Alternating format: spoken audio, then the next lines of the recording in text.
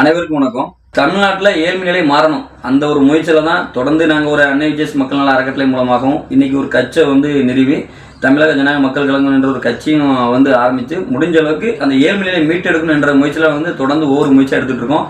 இப்போ ஒவ்வொரு பேராட்சி பகுதியிலையும் ஒரு சேவை மையம், அதாவது டிஜேஎம்கே மக்கள் சேவை மையம், இதை எதுக்கு உருவாக்கியிருக்கோம்னா முழுக்க இன்னைக்கு உள்ள காலகட்டத்தில் நம்ம ஒரு வியாபாரம், அதாவது நம்மகிட்ட இருக்க பணம், இன்னைக்கு ஒரு சாதாரண ஒரு மனிதன் ஒரு 10,000 பணம் சம்பாதிக்கான்னா அந்த பணத்தை செலவு பண்ணுறதுக்கான விஷயங்களை பூரா நம்ம தெரிஞ்சுக்கிறோம். அதுக்கான வரும் 90% நமக்கு தெரியுது. ஆனால் 10% கூட நமக்கான கிடைக்கிற கவர்மெண்ட் நலத்திட்டங்கள், நம்ம இந்த 10,000 பணத்தை 15,000 எப்படி ஆக்குறது, 20,000 ஆக்குறது, அந்த விஷயம் தெரிய மாட்டேங்குது. அப்போ அந்த கவர்மெண்ட் நலத்திட்டங்களை வாங்கணும். இன்னைக்கு ஒரு கஷ்டப்பட்ட குடும்பமாக இருக்கும், அதில் ஒரு நபர் வேலைக்கு போகலாம், 10,000 சம்பாதிச்சுட்டு இருக்கலாம். அப்போ அவங்க வீட்டுக்கு கவர்மெண்ட்லேருந்து ஒரு 2 கறவை மாடு கொடுத்தாங்கன்னா அது மூலமாக அந்த குடும்பம் வளர முடியும். அதுமாதிரி அந்த கவர்மெண்ட் மூலமாக ஒரு லோன் கொடுத்தாலும் வளர முடியும். எல்லாமே கவர்மெண்ட் கொடுக்குது. மத்திய மாநில அரசுகள் முடிஞ்ச அளவுக்கு தங்களால் முடிஞ்ச நலத்திட்டங்கள் நிறைய கொடுக்காங்க.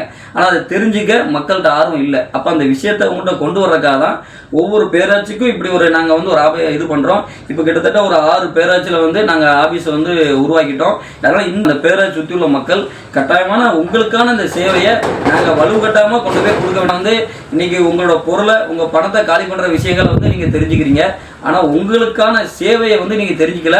அதனால் இந்த விஷயத்தை முடிஞ்ச அளவுக்கு தெரிஞ்சுக்கிட்டு இதன் மூலமாக பலன் பெறுங்க.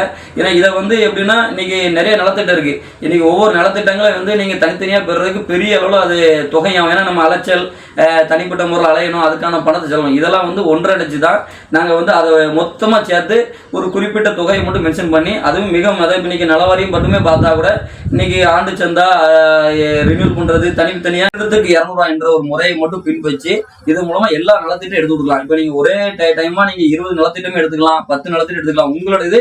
ஆனால் அனைத்தும் எடுத்து கொடுக்கறது எங்களோட கடமை. அதை தொடர்ந்து செய்கிறோம். இன்னைக்கு முழுக்க ஏழ்மைகளை மாற்றணும் அந்த ஒரு முயற்சியை நாங்கள் எடுத்திருக்கோம். இது தமிழக ஜனநாயக மக்கள் கழகம் மற்றும் அன்னை விஜேஸ் மக்கள் அறக்கட்டளை மூலமாக இணைந்து இந்த விஷயத்தை பண்ணியிருக்கோம். அதனால எல்லாருமே இந்த சேவையை சரியாக பயன்படுத்தி கொள்ளுங்கள்.